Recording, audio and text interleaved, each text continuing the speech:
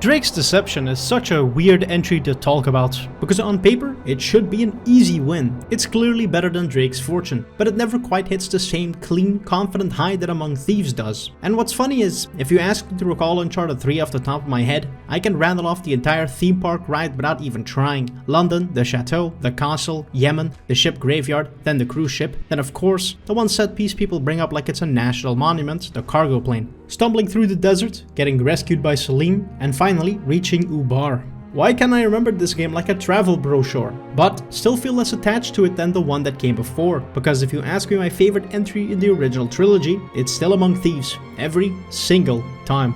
Not because Uncharted 3 is lacking in spectacle, it arguably has it beat there. It's the glue between the moments. Among Thieves makes its character dynamics feel effortless in a way Uncharted 3 is always chasing but never quite catches. Maybe it's just rose-tinted glasses.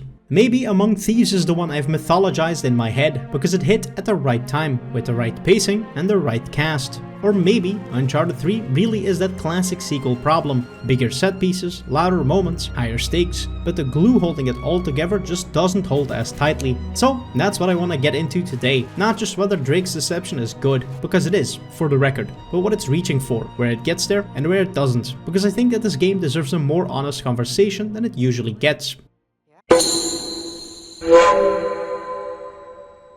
To understand Drake's Deception, I think you have to understand the position Naughty Dog were in when they were making it. Among Thieves had come out in 2009 and essentially won everything. Game of the Year from almost every outlet that gave one. Universal critical acclaim, a reputation that only grew in the years after release. It was, and still is, one of the most celebrated games of its generation, and I think that created a specific kind of pressure for the team going into the third game. Not the pressure of needing to prove themselves, but the pressure of needing to follow something that a lot of people considered nearly perfect. What's interesting, looking back, is that Naughty Dog were also quietly starting work on The Last of Us during this period. And I'm not going to pretend I know exactly how that affected the development of Deception. I don't, and it would be unfair to overstate it. But I do think you can feel, in places, a studio whose creative energy was partly pointed somewhere else. There's a sense in some sections of Deception of craft without total conviction, of a team that knows exactly how to make an Uncharted game, but isn't always making it with the same hunger that Among Thieves had.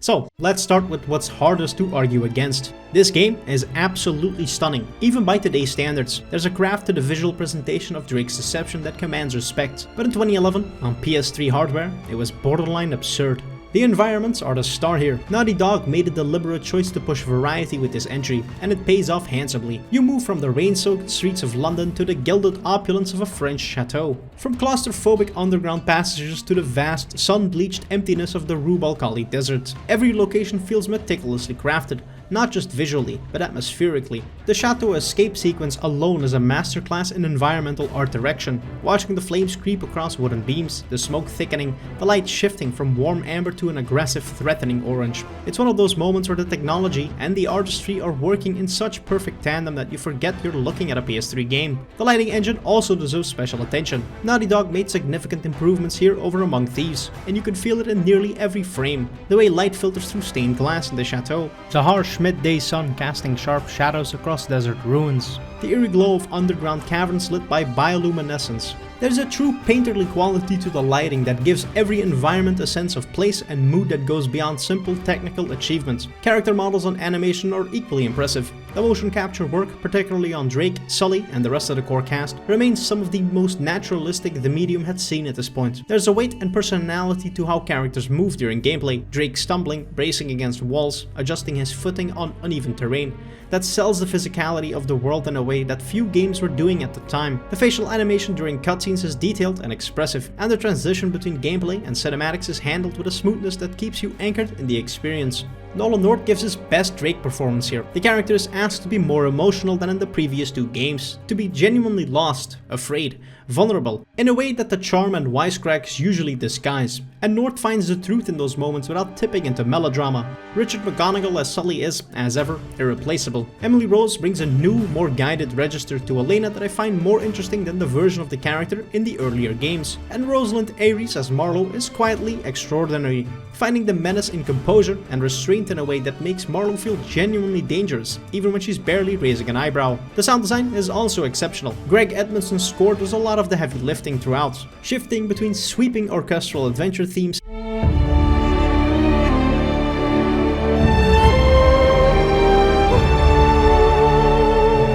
and more intimate, contemplative pieces where the story demands it.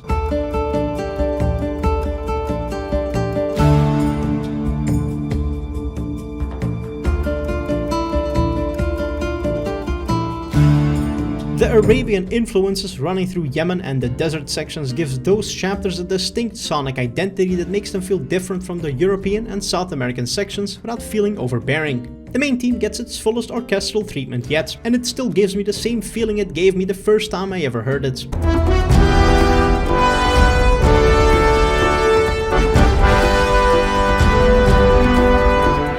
But it's the environmental audio that really impresses. The crackling of fire, the groan of shifting metal on a sinking ship, the eerie silence of the desert broken only by wind and Drake's labored breathing. It's detailed, layered work that makes every environment feel tangible. If I were to judge Drake's Deception purely on presentation, it would be one of the greatest games of its generation, full stop. But presentation, no matter how exceptional, is only one part of the equation. Let's be honest about something. Uncharted has never been a series you play for revolutionary mechanics. The shooting is functional, the platforming is guided, and the puzzles are gentle enough that Drake's journal almost solves them for you if you have a developed brain. That's been true since Drake's Fortune, and it's true here. What Uncharted has always excelled at is making those familiar systems feel good in the moment, giving them enough weight, enough animation fidelity, enough contextual spectacle that the experience of playing them transcends the simplicity of the inputs. Drake's Deception mostly delivers on that front, but there are places where the formula shows strain, and a couple where Naughty Dog made changes that arguably move things in the wrong direction. Shooting is probably the most discussed aspect of the gameplay, and not always favorably. At launch, there was a widespread feeling that the aiming felt off, sluggish, imprecise, like there was a layer of resistance between your thumb and the reticle that hadn't been there in Among Thieves. Naughty Dog actually patched the aiming post-release to tighten its controls, which tells you something about how significant the feedback was. Even after those adjustments, though, there's a looseness to the gunplay that never quite matches the crispness of Among Thieves. It's not bad. You can still pop heads and chain together satisfying encounters, but there's a slight disconnect between input and response that's hard to ignore once you've felt it. This is compounded by encounter design that leans heavily into what I'd call the arena gauntlet approach. You enter a space, enemy flood in from multiple angles, you deal with them, you move forward, and you do it again. Among Thieves did this too, obviously, but Drake's Deception feels more relentless about it. There are stretches, particularly in the middle chapters, where firefights blur together with very little breathing room in between. The pacing of combat encounters doesn't always give you enough time to appreciate the environments you're fighting in, which is a shame given how beautifully crafted those environments are. You'll be in the middle of this stunning ancient city, and the game is so busy throwing armored shotgunners at you that you barely get to look at it. This is also paired with some genuinely confusing checkpoints, where you're almost put in this inescapable death loop and can only escape by perfect inputs, and the AI deciding not to be as relentless as usual. Enemy variety is decent but unremarkable. You've got your standard grunts, your armored heavies, your snipers, your grenade-heavy flankers. It's the same roster the series has been drawing from, arranged in slightly different configurations.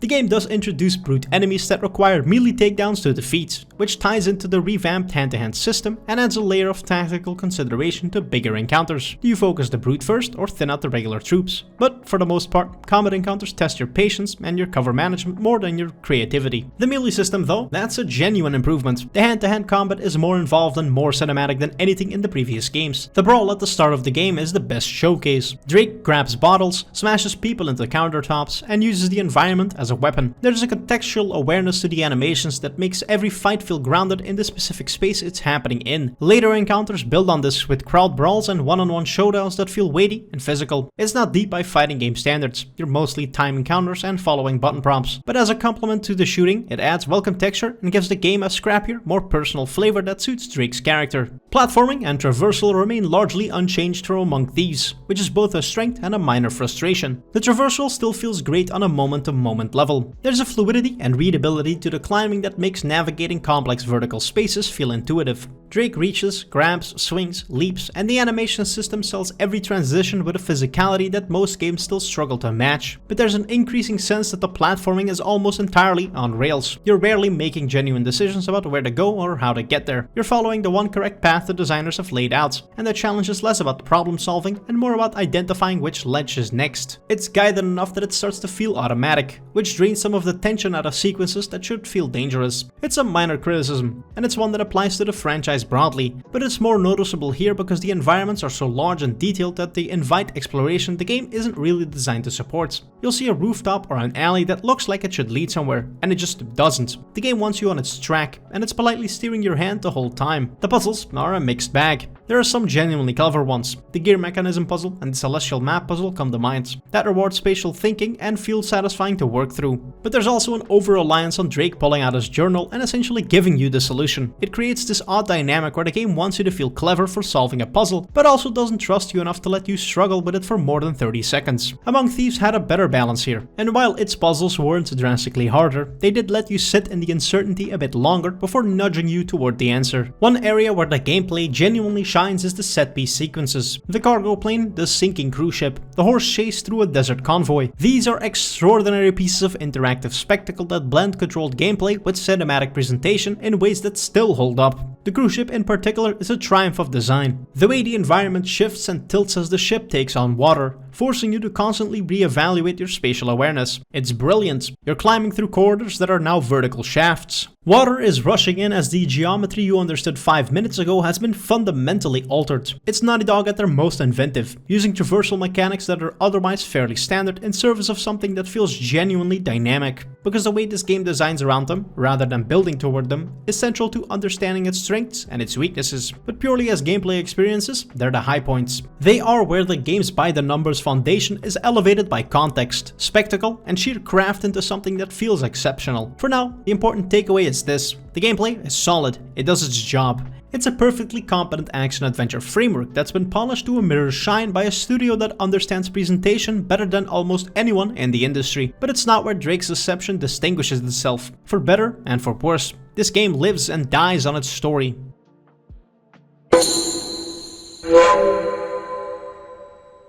Now, this is where things get a little more complicated, and where the gap between Drake's Deception and Among Thieves becomes hardest to ignore. Because this isn't a game with a bad story, it's a game with an ambitious story that doesn't quite trust its own ambitions. And that's almost more frustrating than if it had just played things safe. The central narrative follows Drake and Sully as they pursue the lost city of Aram of the Pillars, the so-called Atlantis of the Sands. The villains are Catherine Marlowe, head of a secret order with historical ties to Sir Francis Drake's legacy, and her right-hand man, Talbot. The MacGuffin is Sir Francis Drake's ring and a decoded star chart that points to Aram's location. On a pure plot level, it's your standard Uncharted fare. Historical mystery, globe-trotting adventure, a race against a general evildoer. You know the shape of this thing by now. But the story's real interest lies elsewhere, in the relationship between Drake and Sully, and in a question the series has never asked before. Who is Nathan Drake, really? The game opens with one of its strongest pieces of storytelling, a flashback to a young Nathan Drake in Cartagena, Colombia, 20 years before the present-day event.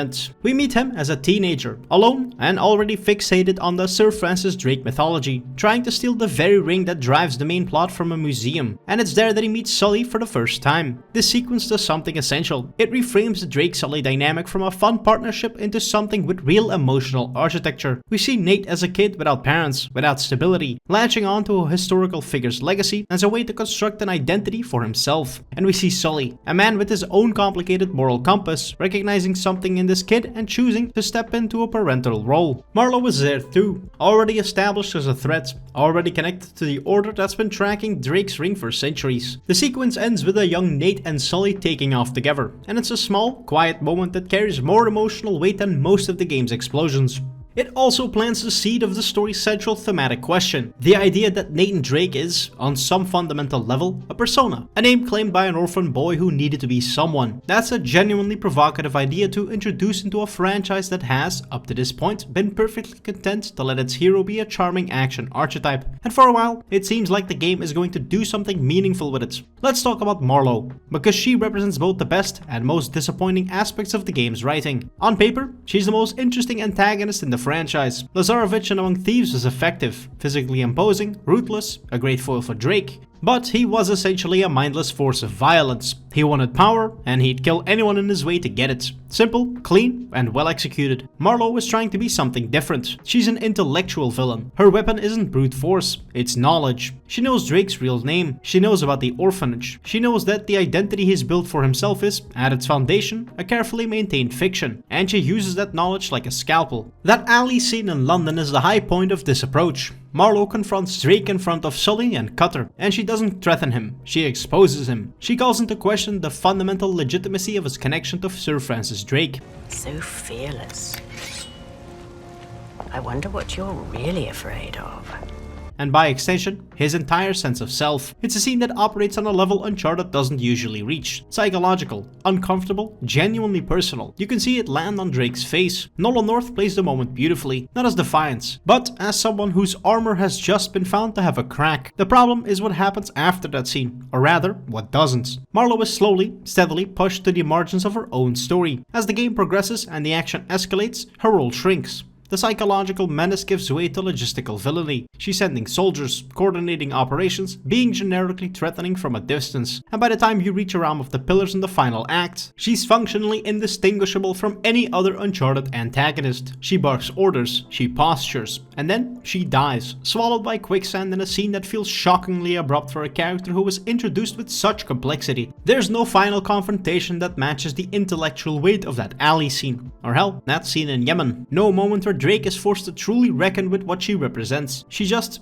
disappears. It's the kind of trajectory that makes you wonder whether the writers knew what they had. They created a villain whose power was entirely cerebral, who threatened Drake not with death but with truth, and then didn't build a climax where she leveraged that power. The game needed a final act where Marlowe's psychological warfare reached its peak, where Drake was forced to choose between the uncomfortable fiction of his identity and some harder truth. Instead, it gives us a collapsing city and a quick death by environmental hazard. It's very disappointing, as it actively undermines the most interesting thing the story is doing. If Marlowe is a character who starts strong and fades, Talbot is a character who never quite comes into focus at all. And honestly, I think he might be the single clearest example of Drake's deception story running out of time, because there's a version of Talbot that's genuinely unsettling, and you can see the outline of it in the first half of the game before it just evaporates. He's positioned as Marlowe's enforcer, calm, well-dressed, capable, and early on, he's given moments that hint at something genuinely unsettling. He appears and disappears in ways that seem to defy logic. He shrugs off a bullet. He moves through crowds like a ghost. There's this persistent implication that something is not quite right about him, that he's connected to the supernatural element of the story in ways the game is eventually going to explore, and for a while, that ambiguity is effective. It works because you assume it's building towards something. You assume the game has an answer. Talbot's strangeness reads as foreshadowing, not confusion, because you trust that a story this confident in its early chapters knows where it's going, except it doesn't. Talbot's apparent abilities are never explained. They're not supernatural. The game doesn't commit to that. They're not explicitly framed as trickery, sleight of hand, or the hallucinogenic agents that the story introduces later. They just exist, uncommented upon, creating this persistent, low-level confusion about what the rules of this story actually are. And this is where Talbot becomes genuinely frustrating, because the tools to make him work are already in the game. Drake's deception has an entire plot thread about a hallucinogenic compound, a contaminant in the water at Iram that induces paranoia and fear. That's your explanation. That's how you make Talbot land. You connect him to the hallucinogens early, make it clear, or at least strongly implied, that his supernatural moments are chemically induced, that Drake has been dosed without knowing it, that the bullet he shrugged off was a hallucination, that the impossible appearances and disappearances were manufactured by a man who understands how to weaponize perception. That version of Talbot is terrifying, because he's not magical. He's a manipulator operating in the same psychological space as Marlowe, just with different tools. He becomes an extension of her philosophy, control through knowledge, through fear, through making your enemy doubt what's real, and crucially, it ties him into the identity theme. If Drake can't trust his own perceptions, if the world around him is being quietly distorted by someone who understands how to break down a person's grip on reality, then the question of who Drake is becomes more than philosophical. It becomes experiential. The player starts to feel the instability that the story is talking about. But the game never makes that connection. The hallucinogenic water exists in the Iram chapters, and Cutter and Drake get dosed on separate occasions. And while these do overlap with Talbot's strangeness on occasion, the two threads never talk to each other in any meaningful way. It's as if the writers had the pieces of something cohesive and never assembled them, or assembled them in an earlier draft and lost the connective tissue somewhere in production. His role in the final act is the most telling part. After an entire game of being elusive, unknowable, operating in the space between real and unreal, he gets a fistfight with Drake on a collapsing platform. A straight physical confrontation, and you beat him by shooting him a few times. Not only is it the wrong resolution for the character, it's also a resolution that actively contradicts everything the game spent hours establishing about him. Talbot's whole presence was built on the idea that you couldn't pin him down, that he existed just outside your ability to understand or confront him directly. Giving him a bog standard boss fight doesn't just fail to pay off that setup, it also retroactively flattens it.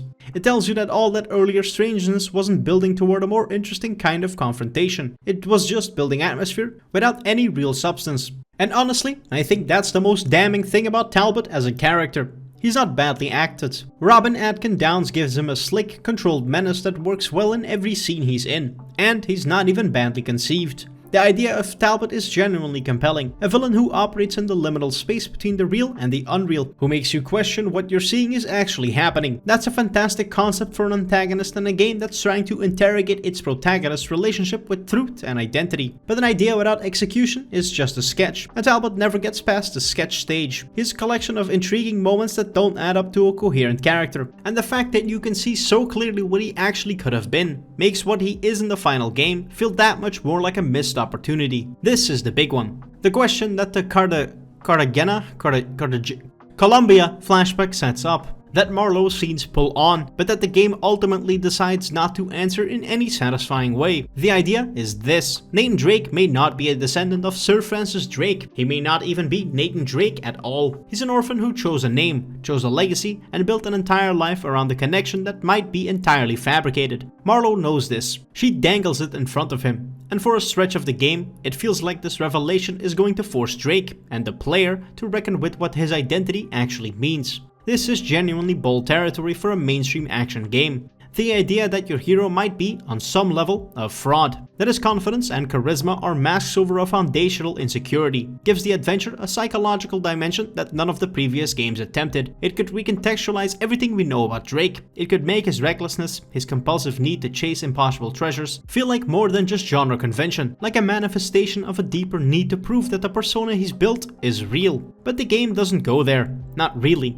The identity question is raised, it lingers in the background for a few chapters, and then the plot moves on. Drake never has to genuinely confront it. There's no scene where he breaks down, no moment where the mask slips in a way he can't recover from. Elena doesn't challenge him on it. Sully doesn't sit him down and ask him the truth about who he is. It's the narrative equivalent of a really interesting question getting asked at a dinner table, but then someone goes, "Crazy weather we're having, huh?" And everyone moves on. By the final act, Drake is back to being Drake, quipping, climbing, shooting. The existential weight has been shrugged off entirely. And while, yes, I understand the argument that Uncharted is fundamentally a feel-good adventure series and deconstruction isn't its job, the game is the one that opened this door. If you're going to raise the question of whether your protagonist is living a lie, you need to follow through with something. Anything. Even a quiet scene of Drake accepting the ambiguity, acknowledging that he might not be who he says he is, but choosing the identity anyway, would have given the theme a landing point. Instead, it just dissolves. If the game's thematic ambitions stumble, the Drake-Sully relationship is where the emotional storytelling genuinely succeeds. And it's worth acknowledging that entirely, because it's the thing that keeps Drake's deception story from feeling hollow despite its structural issues.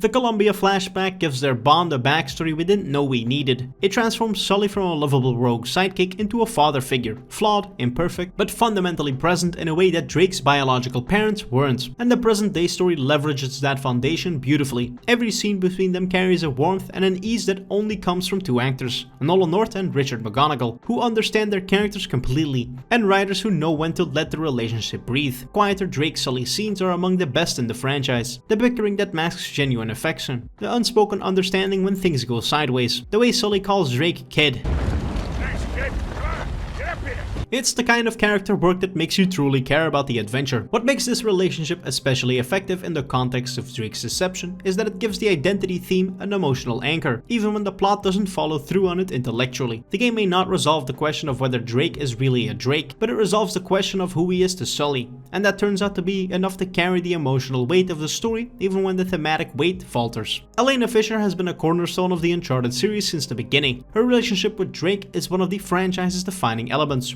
Warm, combative, built on genuine mutual respect. So it's strange, and frankly a bit disappointing, how little Drake's deception seems interested in doing with her. The game implies that Drake and Elena got married between Among Thieves and this entry, and that they've since separated. That's a massive piece of character development to happen off screen, and the game's approach to it is oddly passive. When Elena appears in Yemen, the tension between her and Drake is present but muted. Elena is still wearing her ring, Drake notices, and there's an undercurrent of something unresolved. But the game never unpacks it with the directness it deserves. This is particularly frustrating because the raw material is right there. Drake's compulsive adventuring, the thing Marlowe identifies as an almost pathological need, would naturally put strain on a marriage. Elena's frustration, not with who Drake is, but with the fact that he can't stop putting himself in danger, is a conflict that writes itself. It connects to the identity theme, to the question of whether Drake can ever be anything other than this. It could have been the emotional spine of the game, but instead, Elena functions primarily as a gameplay companion in the back half. She's competent, she's present, she gets a few nice moments with Drake, but her character arc, if you can call it that, is essentially she shows up, she helps, and by the end they're back together with a quiet reconciliation on the airstrip. It's sweet. Emily Rose really sells it, but it's also thin. Paper thin, especially compared to the earned, developed arc their relationship had in Among Thieves, where the reunion felt like the culmination of genuine shared growth. Here, it feels like the game ran out of room. The first half of Drake's Deception also has a team dynamic that's genuinely enjoyable. Drake, Sully, Chloe, and Charlie Cutter, a new addition voiced by the always excellent Graham McTavish, work as a four-person unit through London and Syria, and the chemistry is strong. Cutter in particular is a great new addition. He's tough, funny, slightly unhinged in a way that contrasts nicely with Drake's more calculated recklessness. McTavish brings a gruff charisma that makes you want more of him, which makes it all the more jarring when both Chloe and Cutter are written out around the halfway point. Cutter breaks his leg in Syria, and Chloe stays behind to look after him. It's very abrupt, and leaves a noticeable hole in the dynamic for the rest of the game. We know from behind the scenes reporting that this was partially a scheduling issue. McTavish had commitments with The Hobbit, but the in-game execution doesn't disguise the seams. The shift from a four-person team to a two-person team mid-game creates a tonal and energetic drop that the second half never fully recovers from. Drake and Sully work together beautifully, as I've discussed, but they're doing quieter, more intimate character work, while the first half had a propulsive ensemble energy. The game needed either to commit to the four-person dynamic for the full runtime, or to structure the story so that the departure felt earned rather than convenient. Among Thieves had one of the most confident senses of pacing in the medium. It knew exactly when to push, when to breathe, and when to deploy a twist, each beat landing precisely where it needed to. Drake's Deception is more erratic. The opening stretch is excellent. The bar fights, the Columbia flashback, the London pursuit, establishing characters, stakes, and themes with real economy. But the middle chapters lose momentum. The pirate graveyard sequence, while visually striking, feels like a gameplay detour that the narrative doesn't need. The cruise ship is a spectacular set piece, one of, if not the best in the franchise. But from a story perspective, it's treading water. Drake gets captured, Drake escapes, the plot is essentially in the same place it was before, and then the final act moves too fast. The arrival at Iram of the Pillar should be the narrative climax, the moment where all the threads converge, but the city itself is barely explored before it starts collapsing. Marlowe's death is abrupt, the confrontation with Talbot feels like checking a box, and the resolution of the story's supernatural element feels underdeveloped compared to Among Thieves' Shambhala Guardians or even Fortune's Cursed Spaniards. The game spends chapters building to a destination and then gives you mere minutes to experience it. Among Thieves understood that a climax needs room. The Shambhala sequence was extended, visually transformative, tonally distinct from everything else before it. It earned its ending. Drake's Deception rushes past its ending like it has somewhere else to be. With all of that said, I still love playing through this story. I always have. And I think that says something about the foundation Naughty Dog built here. Because a story that can survive this many structural issues and still leave you feeling warm at the end isn't a failure. It's a story carried by moments. The flashback, the pub, the desert. Sully calling Drake kid like it's the most natural thing in the world. Those moments don't need the connective tissue to be perfect, because they work on a level that's harder to quantify. They work because you care about these people, and the game never lets you stop caring about them, even when it stumbles getting them where they need to go. Drake's Deception doesn't tell its story as cleanly as Among Thieves, but the story it's trying to tell might actually be the more interesting one. It just needed a little more time to get there.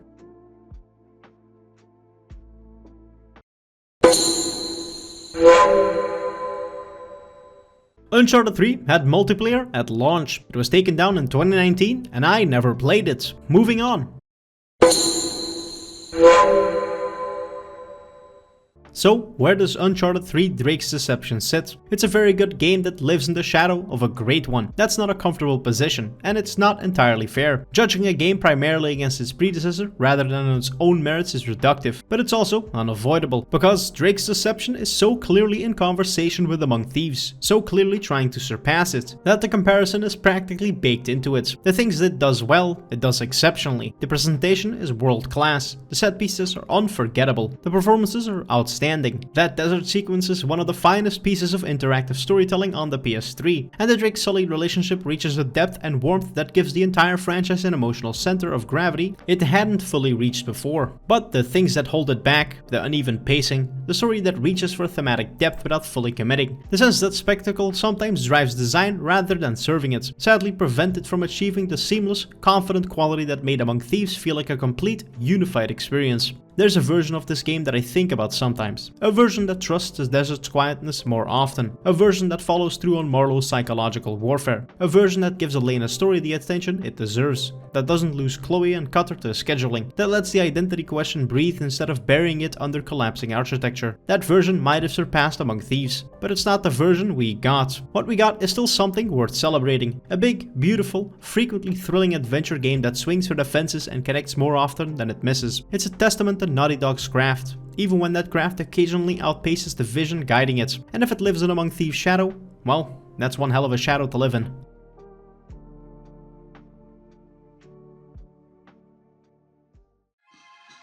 As always, thanks for watching to the end of this video. If you enjoyed, leave a like, a comment and subscribe, as I have 264 more games to cover. I've been Zedibus, more videos soon. Ish.